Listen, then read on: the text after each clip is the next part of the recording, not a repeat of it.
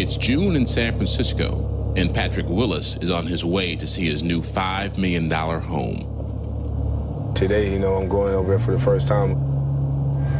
It's like waking up for Christmas, It's, I don't know, I got like butterflies and all that. In the house that I grew up in, it was a roof over our heads, but at the same time, too, when it rained, it poured, and that was literal. The 6'1", 240-pound Willis is arguably the best linebacker in football. At 26 years old, he's made 4 Pro Bowls in 4 NFL seasons. He can be from point A to point B in a flash. He can startle players. You see it in their eye. How in the heck did he get me?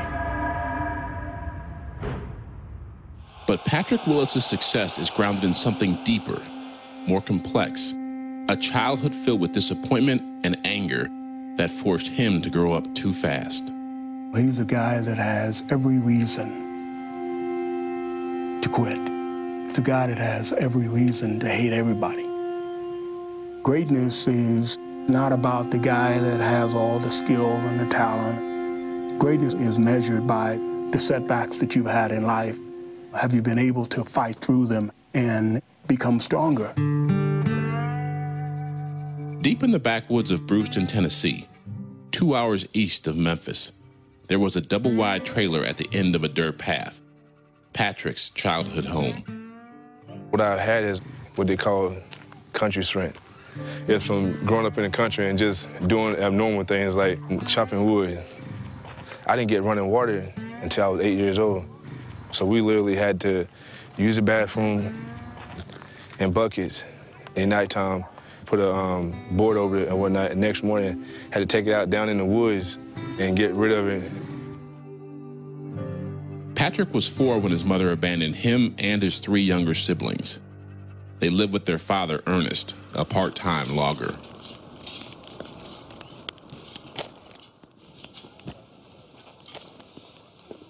I try to teach them the way I was taught, I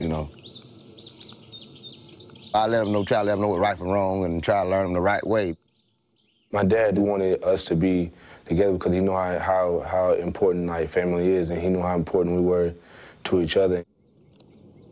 In 1995, at age 10, Patrick was helping his father support the family. That summer, he began working full-time in the cotton fields to help pay the bills. I'm like, here you go, Dad. Here goes some. I give him like $60 of what I had, or $50, something, but just something, And he would come at me like, "Might forget $20, the light bill due." But then I never know why all of a sudden we come home and the light's not on. He always was spending money on alcohol and drugs and whatnot. What kind of drugs was he doing? I don't know what type of drug it was, specifically. I just know that whatever it was, it had a metal pipe and plastic wrapped around the end of the metal pipe. I drank me beer and stuff. I used to smoke a little marijuana back in the day, but I don't know more. But it wasn't no abusing thing, it wasn't no big thing. He would come out acting all paranoid and asking 1,000 questions, and we like, man, come on, Pops, but we didn't say nothing. We just kept our cool, act like we didn't know what was going on. But Patrick says there was more going on at home than just drug use. He just got really, really abusive. He had a tendency going too far. I mean, you can get a whooping, but it is a part when you overdo a whooping. Getting hit with pots and pans turned into fists. Because our dad used to say, we ain't little no more, so he'll fight us. I got a little switch or belt or something, I was spanking with my hand, But, it wasn't no killing thing. It just something to let them know what they done wrong, So crazy abusive that I just started looking at him like a stranger.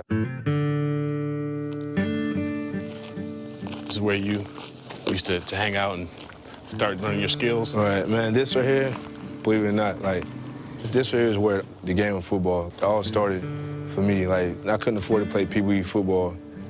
Down here, where this pole is, right here, that was one touchdown. Patrick immersed himself in sports. He became a star in baseball, basketball, and football at Brewston Central High School. I'd rather be playing sports than to be home, like, any day. That was, like, my escape. And I just got to the point to where as long as I don't feel that I'm fine. Back home, with his father increasingly unreliable, Patrick found himself in a different role, head of the household. Patrick was there. He helped us make sure we got our homework done and stuff like that. We knew that if we didn't get our chores and stuff cleaned up, that it's finna be consequences. He was just like a father figure to us.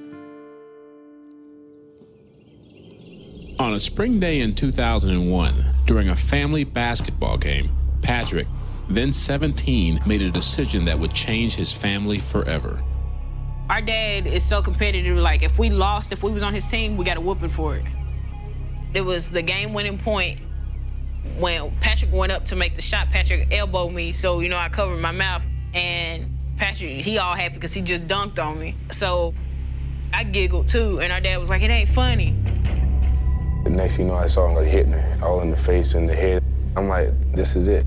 This is the day that me and my daddy are about to, like, fight. Because nobody's ever stood up to my dad. I didn't hit her hard, I just, she got mad and trying to fight, and I whooped the butt. And then he got ready to grab my head again, and I ran, I grabbed his hand, I never forget, I grabbed his arm, and it just stopped completely. And then what happened? Then he looked back at me and he was like, boy, if you ever get in between my business again like this here, I'd kill you. That night, Patrick, his two brothers and sister decided to finally tell school counselors about the years of abuse. I felt like something crazy was going to eventually happen. Like, nothing good was going to come out of us, like, standing there. I felt like it was my job to protect them. A week later, the Department of Children's Services sent police to the Willis home. And I said, what's going on here? I cussed him. I asked him what the hell, I did. I said, what's going on, I said, and he said, well, we come to get your kids. I said, for what? I whooped him, but I ain't abused him. Ernest Willis was never charged with any crimes. Still, authorities planned to move his 4 children into separate foster homes across the state. Word reached Patrick's high school. Superintendent came down to my classroom in the hallway, and he pulled me out of class, and he wanted to know if my wife and I would be interested in taking all 4 kids in, because they didn't want to split the kids up. I said, well, yeah, we can help them. And of course, everybody at the time was like, you don't have a clue what you're doing. 4 teenagers, what are you thinking? In the summer of 2002, before his senior year of high school, Patrick, along with his younger brothers and sister, moved in with the Finleys. I feel like for the first time in my life, I could be a kid. I could wake up, brush my teeth, and have hot water, and maybe possibly, like, have a girlfriend or something, because I wouldn't be ashamed to, like, bring them home. We'd give them an allowance for doing, whatever little chores they had. I can remember Patrick, he would come to us and say, well, do you need any of this for, like, the light bill? I was like, no, that's your money, you can keep it. He didn't have to worry about basic need kind of things. I think he could concentrate on himself more and what he needed to do. As a high school senior, Patrick was nominated for the state's Mr. Football Award on both offense and defense, a first for any athlete in Tennessee. In 2003, at the University of Mississippi, he started all 13 games as a freshman and became a 2-time All-American, at times playing with a broken hand, sprained knee, sprained foot, and separated shoulder. Every time I saw him, he had a cast on his ankle, he had a cast on his forearm. What's up with this guy? When I heard his story, I was like, wow, I'm impressed. We got to get this kid. The San Francisco 49ers selected Patrick Willis with the 11th pick in the 2007 draft. At 22 years old, Willis had almost everything he ever dreamed of, except for a relationship with his father. I would just tell him, I want to be able to have a relationship with you. I can help you. If you need money for lights and groceries or food or something, but you taking it and you spending it on drugs. He literally pulled out a pocket knife. He said, Pat, you better get away from me. Ain't nobody doing nothing. I told you I wasn't doing no drugs. He come through the front door and his eyes were just red, and I knew he'd been crying. It's the only time I've ever seen him emotional or kind of broken-spirited and upset, ever. He wanted to help his dad so bad. And I think he was emotional because he wanted his dad to help himself, you know? Sorry. When you have a tough childhood, it makes the tough things very normal. You know that I've been through this, I can handle the rest. This is just a game. It's also a job, and Patrick works hard at it, just like he's worked hard at everything in his life. In each of his first 4 seasons with the 49ers, he's made at least 100 tackles. In May of 2010, he earned a 5-year, $50 million contract extension. Last October, he bought his first house. I've been dreaming of getting a house like this since I was a kid.